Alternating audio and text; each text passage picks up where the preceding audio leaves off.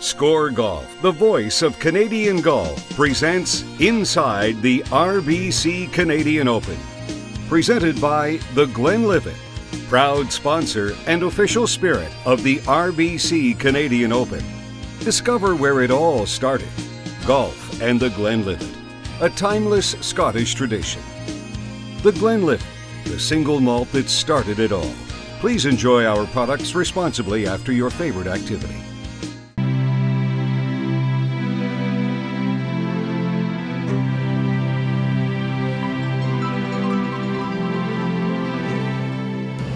Three rounds in the books now at the RBC Canadian Open, and a big lead for Dean Wilson heading into the final round. Bob Weeks along with Jason Logan here. We do have 54 holes completed. A little bit of a rough going out there today in the wet, in the damp, in the slop, and Dean Wilson though held it together, and he's going to take that lead into Sunday. Yeah, very much like Louis Oosthuizen last week at the Open Championship. Dean Wilson sits on 15 under.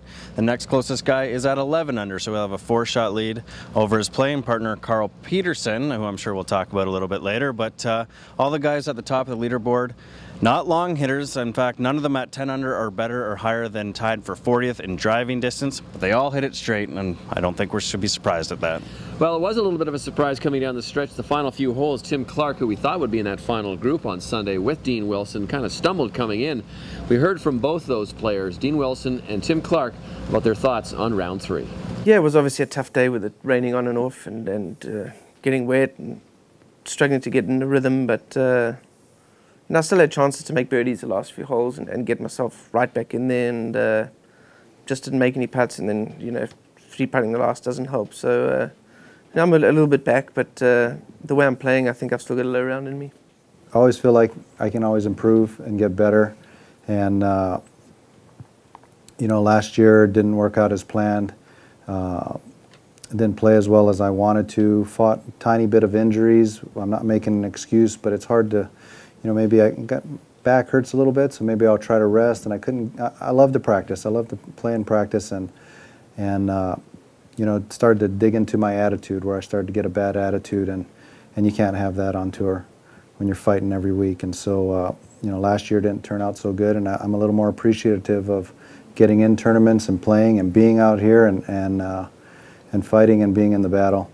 So yeah, that time away makes you think about, you know, what you don't have. Well, as you can see, talking about the weather, as Dean Wilson did in his clip, and Tim Clark, it's obviously still raining here as we're wrapping things up. But it didn't seem to bother Carl Peterson, who got out before the raindrops, and boy, what a round he had. Yeah, yet another course record here at St. George's. 60, lipped out a putt for 59 on the final hole. And he's going to play in the last group, as I mentioned, with Dean Wilson, and he goes from being third group out today to last group out tomorrow. And when that happens, you must have went really low, and obviously that's exactly what Carl Peterson did. Well, the key to his round, of course, was that he hit every single fairway. Kept the ball in the fairway. That's what you got to do around St. George's this week. And he spoke about that miracle round and almost getting to that magic 59 number. Yeah, it was just a thrill to have a chance to shoot 59. You know, I don't know how many chances this could be it. I don't know how many more chances you have to shoot 59, but I'm thrilled to shoot 60. Thought I was going to miss the cut yesterday.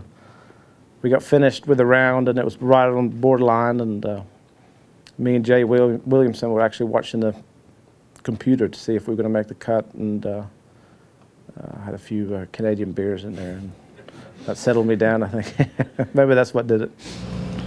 Well, while those guys were going low, the Canadians were maybe spinning their wheels just a little bit. 3 of them, of course, in the play for the weekend, and they're in that chase for the Rivermead Cup, which is the trophy that will be awarded to the low Canadian. And I guess John Mills was probably the best story of the day. Yeah, John Mills was having troubles with his putter through the first 2 rounds, and he spent last night working extensively with his new mental coach, Bob Skura, on the putting green. He had told me that it was all mental, nothing physical, nothing technical, and he got it sorted out today with just 28 putts, shot 66, so he's tied with Adam Hadwin for low Canadian right now. All right. Chris Fry had a chance to chat with Adam Hadwin, who wasn't quite up on his Rivermead Cup history, as you'll find out as our Chris Fry talks to the young native of Abbotsford, BC. Here with Adam. Adam's talk about the conditions out there right now. Oh, it's getting rough out there. For a few holes there, that rain, the skies really opened up and it was dumping on us. The rain always makes it difficult to play, to control the ball. You know, you got to control your grips, make sure they're dry. I just don't see it's getting very easy here, but I was able to play pretty well in conditions. Yeah, so you're pretty pleased with your round overall, though?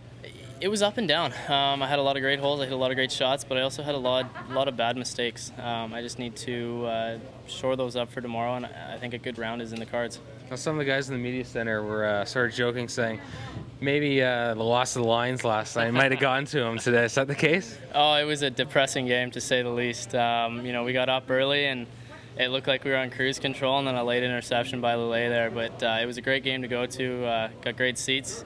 I enjoyed my time, though. It was a good game. Just finally, do you know what the River Meet Cup is? No. It's the Low Canadian? Yeah. Low Canadian. I think me and John are shooting it out. I just saw on the scoreboard there. What would it mean to you huge. to win that? Huge, huge. 18 Canadians, only 3 make the cut, and Ames and Mills are great players. They've been on tour. You know, Ames obviously has been on tour for a long time. He's top, I think, 80 in the world right now as well, and John's having a great year on the Nationwide Tour. So just to be top Canadian would be huge. Well, the Canadians won't be in the hunt for the trophy, but there is, aside from Dean Wilson, Tim Clark, Carl Peterson, there's a whole slew of guys who have a chance to win this tournament. Yeah, it is wide open. There's a whole bunch of guys at 10 under. You got guys like Brock McKenzie, who's a Canadian Tour player.